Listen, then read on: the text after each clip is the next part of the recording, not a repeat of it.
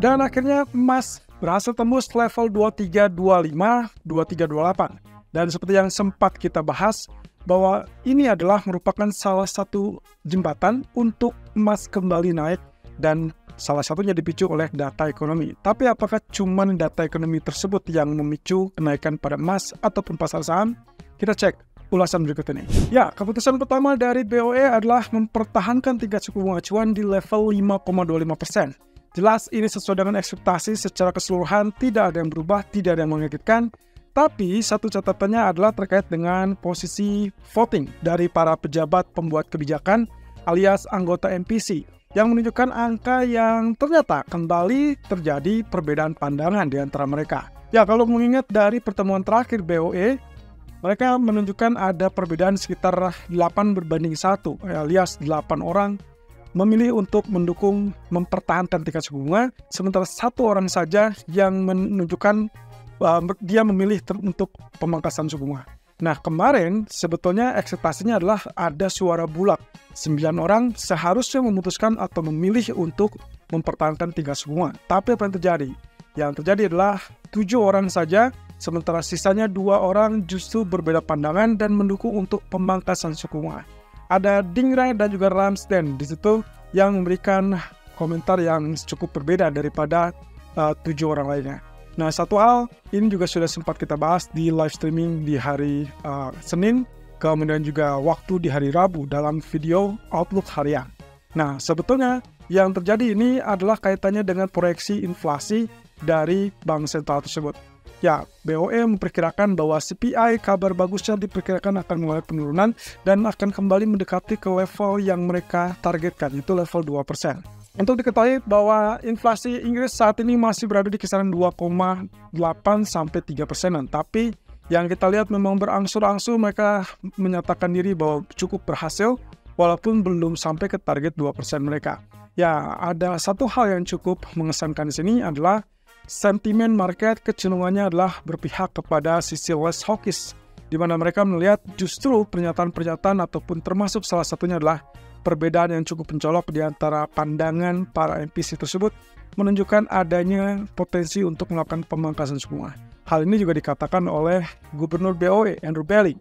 Dia sempat menyatakan bahwa harusnya memang cukup dekat untuk melakukan pemangkasan, dan itu diulangi lagi di pernyataan kemarin bahwasanya dia cukup gembira dengan melihat potensi inflasi yang akan segera turun.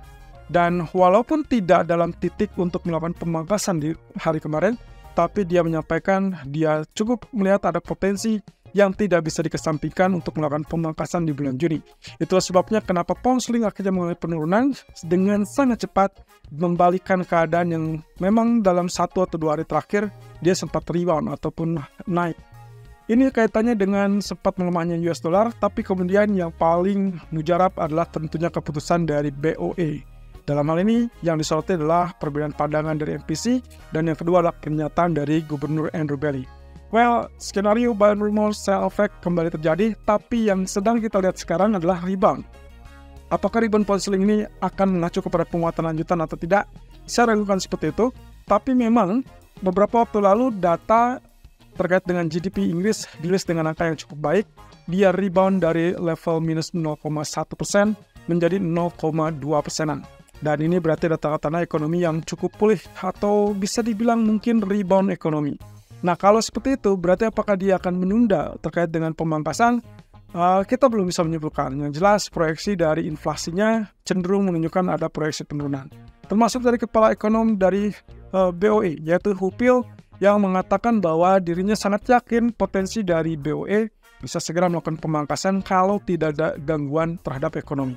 Ini kaitannya dengan geopolitik, teman-teman. Kalau misalkan geopolitik itu tidak berkembang lebih lanjut, tidak memanas lebih tinggi, maka kemungkinan inflasi global, inflasi Inggris termasuk salah satunya, itu tidak akan terlalu naik. Sehingga kemungkinan potensi yang akan kita lihat, inflasi akan bergerak sesuai dengan ekspektasi mereka, yaitu mengalami penurunan. Dan itulah saatnya mereka akan melakukan penyesuaian dalam hal kebijakan suku bunga. Nah, inilah data GDP tadi siang, kurang lebih di jam 1, yang kita lihat dengan angka yang cukup spesifik ya, 0,4% dari 0,2% untuk basis bulanan. Sementara untuk basis tahunannya, year on year, kurang lebih dari minus 0,2 menjadi 0,2%. Dan, ternyata dari kuartalnya, dari minus 0,3% ternyata, bukan minus 0,1, naik menjadi 0,6%. Cukup tinggi, dan seharusnya ya memang sangat wajar kalau misalkan positioning kembali rebound. Tapi hati-hati secara teknikal, grafik keempat menunjukkan ada potensi dia bisa saja membentuk head and shoulder. Tapi itu akan kita kupas nanti di live streaming sore nanti. Nah, satu sisi teman-teman, posisi yang berikutnya adalah terkait dengan pembahasan ataupun pernyataan dari para pejabat Fed. Kali ini berasal dari Mary Daly, Presiden Federal Reserve dari San Francisco. Dia mengatakan bahwa tidak melihat adanya tanda-tanda yang mengharuskan untuk Fed menekan ekonomi. Artinya di sini yang harus digarisbawahi adalah menekan ekonomi dalam hal kebijakan yang terlalu ketat. Ya, kita ketahui bersama bahwa tema untuk Bank Sentral kali ini adalah pemangkasan. Rumor sempat berebus bahwa Fed kemungkinan bisa menaikkan karena inflasi yang masih terlampau tinggi. Dan ingat, bahwa dengan data November kemarin yang relatif lebih lemah, ada harapan bahwa inflasi pun akan tergiring turun, terutama data yang akan dirilis minggu depan. Jadi, menurut Mary Daly, dia tidak melihat adanya alasan yang tepat ataupun yang mendorong ataupun yang sampai memaksa Fed untuk menaikkan suku bunga. Nah, ini berarti menambah jajaran pejabat Federal Reserve yang menunjukkan tidak ada alasan bagi Fed untuk menaikkan suku bunga, tapi memang tidak melihat kondisi di mana mereka harus terburu-buru untuk melakukan pemangkasan. Jadi, stay for longer alias mempertahankan suku bunga lebih tinggi lebih lama sampai didapatkan keyakinan bahwa inflasi atau proses disinflasinya memang tetap berlangsung. Itulah yang dikatakan oleh Daly. Dia juga melihat bahwa proses disinflasinya masih tetap berlangsung walaupun kondisinya lebih lambat dibandingkan tahun yang lalu. Ya, kita tinggal tunggu saja apakah ini akan menjadikan sinyal hawkish menjadi berubah hawkish atau bahkan cenderung dovish. Nah, sementara itu ada kabar terbaru terkait dengan pandangan dari mantan pejabat BOJ. Kali ini menurutnya terkait dengan kebijakan suku bunganya. Kalau kita ingat bahwa Katsuo Ueda sempat mengatakan dia bisa melakukan kenaikan suku bunga lagi, asalkan dengan catatan mungkin inflasi yang relatif tinggi. Dan salah satu statementnya adalah terkait dengan pelemahan yen. Kalau yennya terus melemah dan itu mulai mempengaruhi kepada tingkat katakanlah inflasi mereka, maka bisa saja mereka mempertimbangkan untuk melakukan kenaikan suku bunga lanjutan. Tapi sebelum itu terjadi, ya belum ada alasan untuk melakukan kenaikan, sehingga yang dituju oleh pasar adalah kapan mereka melakukan intervensi kembali, karena setelah mentok di level 151, kembali ke level 155. Apakah ini berarti cukup lemah atau bagaimana? Kondisinya memang dalam 1 minggu terakhir kita soroti adalah mereka sangat ketakutan dicap sebagai currency manipulator oleh Amerika. Jadi kita tinggal tunggu teman-teman. Di sini posisinya menurut pejabat BOJ atau mantan pejabat BOJ lebih tepatnya, dia melihat ada potensi kenaikan suku bunga berikutnya dari BOJ sebetulnya akan semakin dekat dan itu di kisaran Juli sampai Oktober. Ya paling cepatnya di bulan Juli. Nah, mengingat dengan apa yang terjadi di pasar setelah kemarin keputusan dari BOE atau Bank of England yang memberikan isyarat bahwa mereka mungkin melakukan pemangkasan di bulan Juni, pasar mulai memperkirakan mungkin saja kalau BOE sudah mulai memberikan sinyal akan melakukan pemangkasan, mungkin itu akan diikuti oleh Federal Reserve. Dan itulah yang membuat kenapa emas juga mengalami kenaikan, saham pun melejit dengan cepat. Jadi selain data klaim pengangguran mingguan Amerika yang relatif lebih lemah, maka kemungkinan potensinya salah satunya adalah terkait dengan euforia. Ada kemungkinan bahwa kalau BOE memberikan isyarat tersebut, maka Federal Reserve akan segera terjadi. Nah, kalau misalkan bayangkan BOE betul-betul memangkas di bulan Juni, kemudian Federal Reserve bisa memberikan indikasi tersebut saat dot plot dirilis di bulan Juni, berarti yang paling cepat untuk Fed adalah di bulan Juli. Dan itu persis dengan pandangan dari Goldman Sachs sebelumnya yang memperkirakan ada 2, 3 atau mungkin 3 kali pemangkasan di tahun 2024 ini. Dan awalnya adalah di bulan Juli.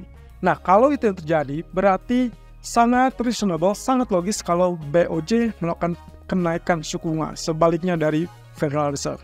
Jadi kalau mereka melakukan kenaikan di bulan Juli, maka ini akan memberikan indikasi bahwa yen bisa saja mengalami penguatan terhadap US dollar. Well, itu setidaknya salah satu hal yang cukup logis untuk menekan pelemahan yen atau mengontrol pelemahan yen daripada mereka cenderung melakukan intervensi bertubi-tubi. Ya, kita tinggal tunggu apakah pandangan dari mantan pejabat BOJ ini benar atau tidak. Yang jelas masih ada waktu 2 bulan ke depan, Juni-Juli, untuk melihat situasi tersebut terpenuhi apa tidak. Salah satunya adalah terkait dengan tingkat inflasi. Dan of course, semua bank sentral akan tergantung pada beberapa data. Oke, ekonomi kalender untuk hari ini. Setelah tadi pagi dan juga siang sudah rilis dengan data GDP Inggris yang terakhir di jam 1 siang, kita akan lihat di data malam hari. Kita akan melihat apa yang disampaikan oleh Michelle Bowman dari Federal Reserve. Kemudian di malam harinya di jam 9, kita akan lihat dari data Michigan Consumer Sentiment yang angkanya diperkirakan akan mengalami penurunan. Ingat, intinya adalah yang kita cari semakin lemah, semakin bagus untuk pasar saham ataupun pasar emas. Tapi semakin negatif kalau misalkan datanya relatif lebih kuat. Dan itu akan menguatkan dolar tentunya. Jadi kita akan tunggu apakah Michigan Consumer Sentiment nanti malam akan cenderung lebih kuat atau lebih lemah.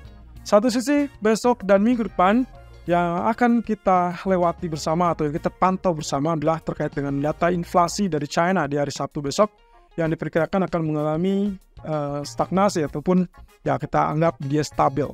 Nah, apa yang harus diharapkan dari data inflasi China ini? Diharapkan datanya justru harusnya positif untuk menunjukkan adanya tingkat permintaan ataupun aktivitas ekonomi yang mulai tumbuh.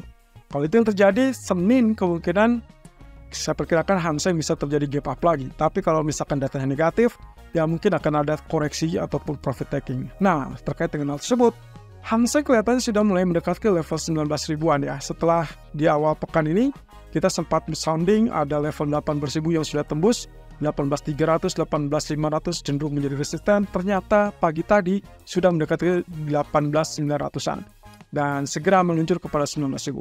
Apakah outlook-nya akan tetap positif atau tidak? Kita akan bahas nanti di sore hari. Nah, termasuk minggu depan adalah inflasi Amerika. Jadi tanggal 15 itulah data yang paling penting untuk Amerika berikutnya. Sehingga kemungkinan kenaikan malam tadi sampai hari ini untuk emas kelihatannya sih ini baru awal. Tapi mungkin saya salah. Kalau misalkan terjadi pembalikan di malam hari, hati-hati dengan Michigan. Tapi saya rasa harusnya Michigan Consumer Sentiment tidak terlalu negatif berat ataupun dorongan terlalu berat untuk emas. Melainkan mereka akan menjaga itu. Kemudian agresivitas akan terjaga sampai at least di tanggal 15 mendatang. Kita tinggal tunggu saja. Apakah inflasi akan lebih lemah atau tidak?